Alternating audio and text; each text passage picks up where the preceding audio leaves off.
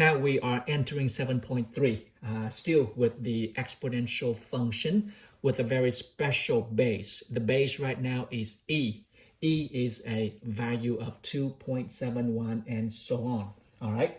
The history of mathematics is marked by the discoveries of certain numbers as pi, imaginary numbers, and now we look at e. What is e? Here we go. E. This value is discovered by the mathematician by the name Leonhard Euler. I think that's why you have the letter E. It comes out from the value of 1 plus 1 over n, and then all the way to n exponent. And this is when n approach to infinity. Okay, when you keep increasing n, any value for n right here, when you plug in the value, okay, you will see that this value will get to close to 2.71828 and keep going when n approaches really big numbers. So that's beautiful concept right there from Mr. Mathematician Leonhard Euler. All right, so now we are looking at, let's say, the functions involving e. E as the base. Okay, all right. I am now giving you just a review of the exponential properties, and you guys are no strangers of this. Let's say if you have e, okay, n times em, okay, a to the n times a to the m. If you have the same base, what do you do? Yep, you keep the base and you add the exponent. Same thing to that. What about e? Just e is just a number right now, 2.7 and then so on with a decimal. Now look at this. If e to 2 exponent times with e to the 5 exponent, what you get? Yeah, treat e is just same base as a. Keep the base at the exponent. That's what you got, 7. Okay, so just a review to brush your properties of exponential forms so that you can look at the beauty of the functions involving e. Okay, all right, e is just another base, but in a special form. Okay, all right, what about you have, let's say, 12 e to the 4th over, in this case you have 3 e to the 3rd. What you get? Two constants right here. You can simplify that, which is 4. And then you know this well, that is e. Same base, keep the base. This is a quotient rule. So you got 4 minus 3. You got what? 4e1. But we don't put 1. There we go. It's just a little bit of a review for you. How about another example? C, and that is 5e, in this case, negative 3x. And then careful, the whole thing, including the coefficient. 2. All right, so apply this, you will see 5 square, and then e, exponent of exponent, you just multiply them together, and that is negative 3 times 2 give you negative 6x. That's the answer right there for you, ladies and gentlemen. Then one more step, one more step. We don't want, a negative exponential. You want positive, therefore you bring the whole thing down. So this one turned into 5 square and, e to the 6x. There we go. Bring that down into the denominator. Some put 25. I'm okay with that. Let's do it 25 if you insist. There we go. Okay? Boom, guys. In your calculator, okay, your fancy calculator, there is a function e, and then you can just play with that. E is, again, 2.71828128. Okay? It keeps going. Okay, guys? All right? Now let's go into our graph that has e as the base. All right, you guys are now very familiar with the growth and decay of exponential function. So what would this guy look like? E equals right here as a e to the fancy rx. Well, technically, in the case that, let's say that, this is what we call a function like this, we call a natural base exponential function. Okay, a natural base exponential function. All right. Later on, you will see the logarithms, the properties from logarithms, which is powerful. All right, here we go.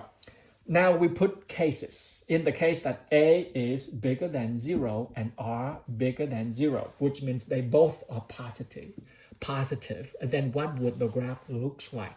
Again, you guys know that. I mean, if A is positive and R is positive, then the function is going to be a growth, okay, exponential. If it grows, it goes like this right there. Okay, got it? So it grows right here, and you can do this, that for me. You can say if x 0, y is just what? If x is 0, then the whole thing over here is 1, and that's A. Okay? All right. X is 0, you got right there. If y is, if x is 1, you got what? X is 1, you got A. I mean, just the technique reminds you of if A positive or positive, the function will be an increasing graph from left to right. Okay? It passing, when you give into the values, you will see. Let me just graph this for you. Okay? How about we graph this? All right. Now, put this into the most simplest form, which is the simplified form, e to the x itself, okay, which is A positive. In this case, which is A is 1, that's positive, and R is 1. They both are positive. So graph this guy right here. Look, right here, look. Okay, x is 1. Okay, if x is 1, sorry, if x is 0, e to the 0 is 1. There we go. So this point right here, there we go. And then the next point, if x is 1, well, e to the 1, which is 2.7, e to the 1, 2.7 somewhere right here. So that's the point. There we go. Make sense? Now, we're going to deal with another case. Mr. Dang, what if you have, y equals, what if the case y equals negative x, Mr. Dang? There we go. In this case, you said that what if A is positive but R is negative, Mr. Dang? Okay, here is the form. Here is the form that when A is still positive but R is negative, what would that look like? Well, same thing. Look, but the reverse of that guy. Look, I'm going to do the timetable, the value table for you. X is 0. What you got? Yeah, still 1. Makes sense? It goes right there. Okay, we use red color. Still going through that right there. How about if x is 1? What you get? If x is 1, what you get? You will have e to the negative 1, which is 1 over e. You get a lesser value. Your lesser value, which is when x is 1, y is 1 over e. So 1 divided by 2.718. So it's going to be less than 1, some right here. So if you keep going, it will go down like that right there. In this case, you can see both of these graphs right here, the asymptote is still the x-axis. There, okay? And then you are now the expert of giving the range and the domain of the function. So, ladies and gentlemen, it is fun, more fun to involve the base of the exponent function when that base is e. Okay? All right? Okay, let's move into our examples, shall we? Here is example 3. All right, I erased this for you, okay? All right, okay, example 3. In example 3, let me see. All right, good. Example 3, you have y equal 3e to the 0.25x. There we go. Guys, look at this. To graph this one, and all you do is just, Mr. Dang, A is positive, and R, which is 0.25, it's positive. Therefore, I can just imagine in my mind that the function is going to be like that, okay? And that cross the point right here is when what? That's right, when x0, y is 1. But 1 right here, be careful. Whoa, you got 3. Careful. But this help you to determine this is A. There we go. If A is 3, that's 3. Let me graph this one for you. All right. So do the value table, input, output. Start with x equals 0. Make sense? If x 0, you got e to the 0, which is 1, times 3 is 3. That's your point right there. And next one, x is 1. If x is 1, you got 3 times e to the 0.25. And using your calculator, you will have, and that would be what? If x is 1, okay, you will plug in, you will get 3 times e to the, that which is about 2.718. Okay, that's your calculator, okay? Which is now, you can graph that for me. 0, 3, 0, 3, 1, 2, 3. There we go. Make sense? All right, I'm missing something. Your calculator, calculator is when x is 1, e to this right here, it gives you 3.85. Calculator, technical calculator, hello. Okay, so when x is 1, 3 times e to the 0.25, calculator, you got 3.85, okay? So when x is 1 right here, you got 3.85, which is 4 right there, but 3.5 somewhere right here. There we go. And you know, this one is going to be a increasing function. That's what the function looks like. It's insulting your intelligence, right? I know.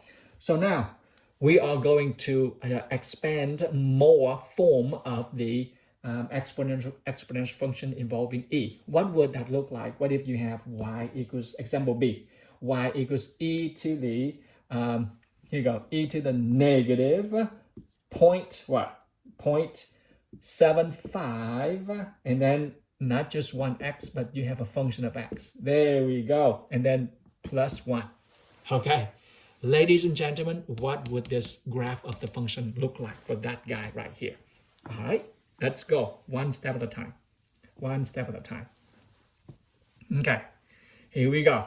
Just stay cool. Okay. This is a fun section. I like this a lot.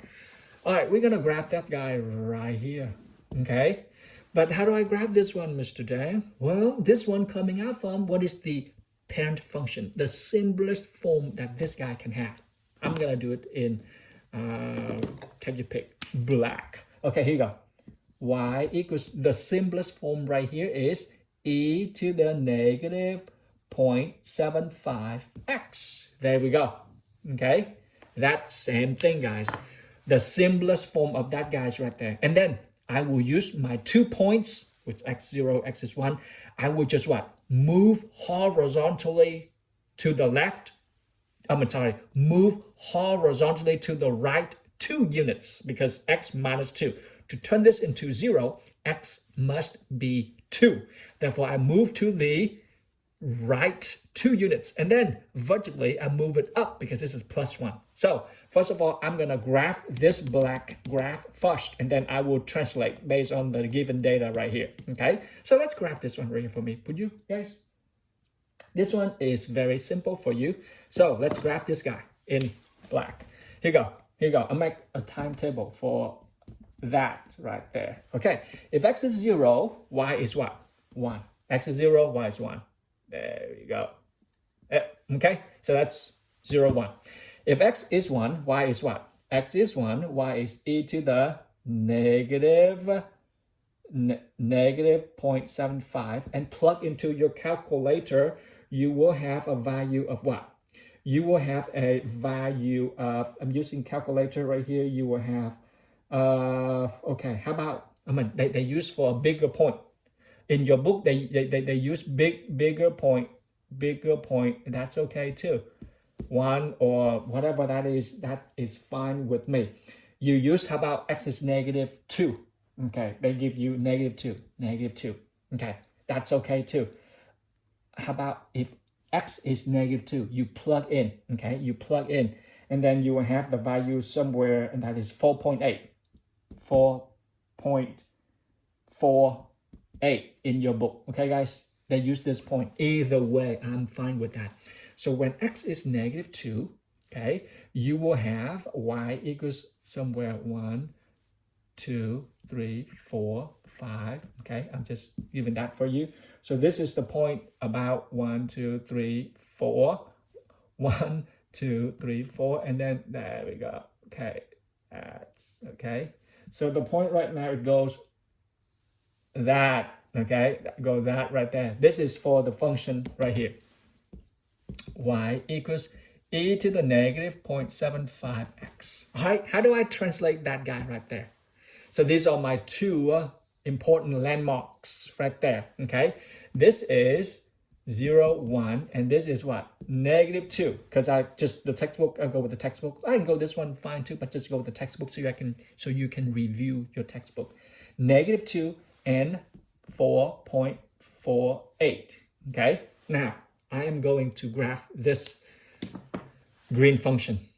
Take this point right here. Okay, so look, the blue function, you now move this point horizontally to the right 2 units, 1, 2, and then you move up. How many units? 1. There we go, up 1.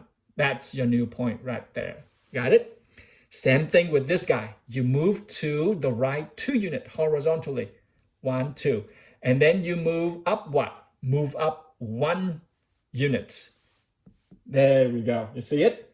So there we go, guys. That's beautiful for you to see. There, okay, makes sense? Or you want to use red ink like the textbook? I can do that too. Mr. Deng is armed. I'm ready for the colors. Am I making sense right here? Okay, now, ladies and gentlemen, I would like for you to find the range and domain of the red graph. What is the range?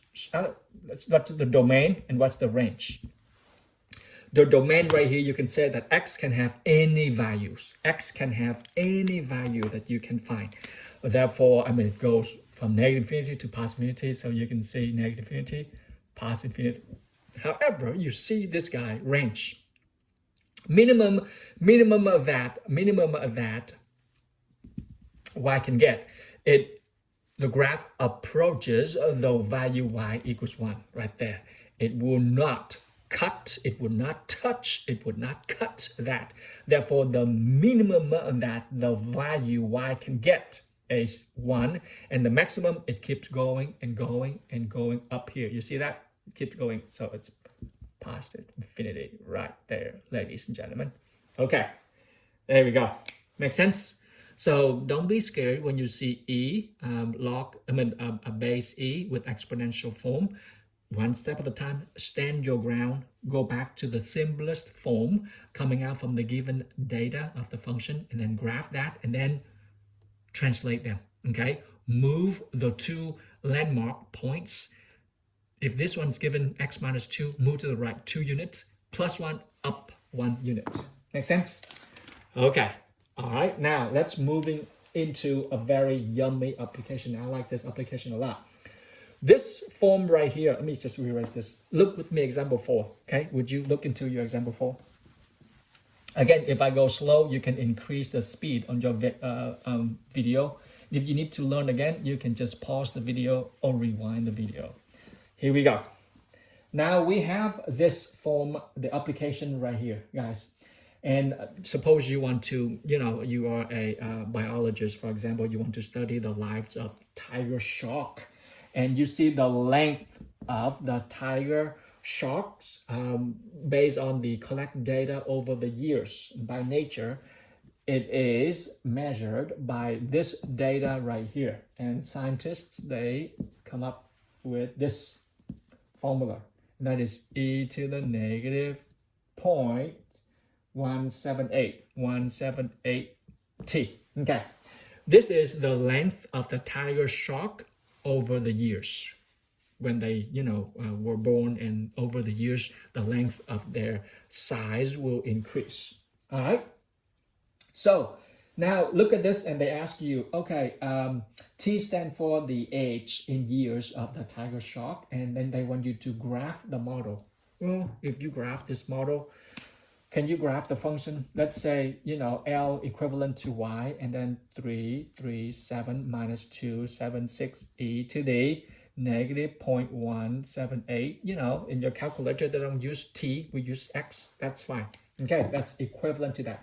Graph that function. What that look like is right here. Okay, it will look like, there we go, because you can see that this is right here. All right, throughout the years, it will get increasing and increasing, okay? All right, but I know when you go higher level, there is a limit for the size. Of course, shark will die at some point. All right, so they ask you that, okay, would you graph the model and use the graph to estimate the length of the tiger shark that when it is 3 years old. Okay, you graph it, and then you say, oh, once you graph the the function, can you tell me at what year that you will have the length? The length, that's y. Okay, that's y due to time. That's the length. That's L, and this is t, or that's x due to years. When the value, you're using the cursor, you will see that this value right here, what would be the value for t or x when the shark hits the 170? No, sorry, they asked for just x. Sorry, I used opposite. What would be the value for the length when t is what? When t is 3 years. I mean, technically, you can plug in right here. I wonder why they want us to, just using the graph, because technically you can plug the value for 3 in here and you can find for that. Either way, graph can solve it, or you can do it manually with your hand. Plug in the value t3, and then you plug in, you will see, oh, L equivalent. L will be when y of 3 years, or L of 3 years, you got an equivalent of 175, and this is, I believe, in centimeter. There we go, centimeters. I mean, that's obvious, right, guys? All right, okay, I'm going to conclude 7.3, yummy lesson, with an application of the compound interest. But this is a different compound interest, because, when we do banking system, we have several models. You can choose to pick up your interest with a fixed interest annually, or you just want to do continuously compounded interest. On lesson 7.1, you deal with a formula of the simple interest, which is A equals P, and that is 1 plus R, the rate, okay, over the number that you invest in that. Okay, all right, which is annually or every quarter or every day. So this is on 7.1, okay, which is with a fixed interest. Now on 7.3, you are given an updated, unedited, continuously compounded interest, which is, here we go, you keep adding your interest into your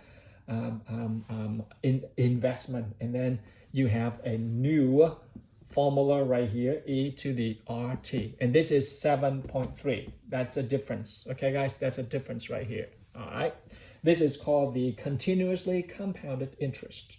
Okay, so your interest add on your amount of investment every year, and then add up.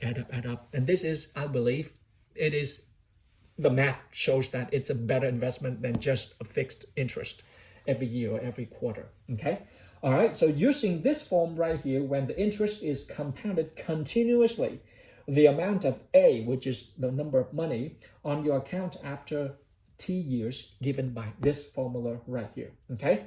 All right, let's go in and look at the example 5.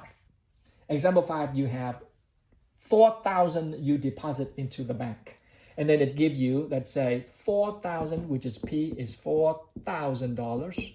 And then you have your interest right here. It pays you that R right here is 6% of annual interest, compounded continuously. You keep adding the interest into your investment. So what is the new balance after 1 year? What is the new balance after 1 year? All right, so let's go. You got P, 4,000. All right, E to the R, what's the rate? Yep, 0.06. And T right now is just the year. What is it? After 1 year, 1 year. All right, plug this in. You will have 7.35. And if you use this formula, you will have a better number than this formula right here, because the continuously interest if the bank making good money. So there we go, guys. This is it. This is just be aware of the two, little tiny difference, the difference between the two formula. Okay, continuously compounded interest. This one is just a fixed rate, and you will see that. Okay, all right. Guys, 7.3 is done. I will post homework for you. See you next lesson.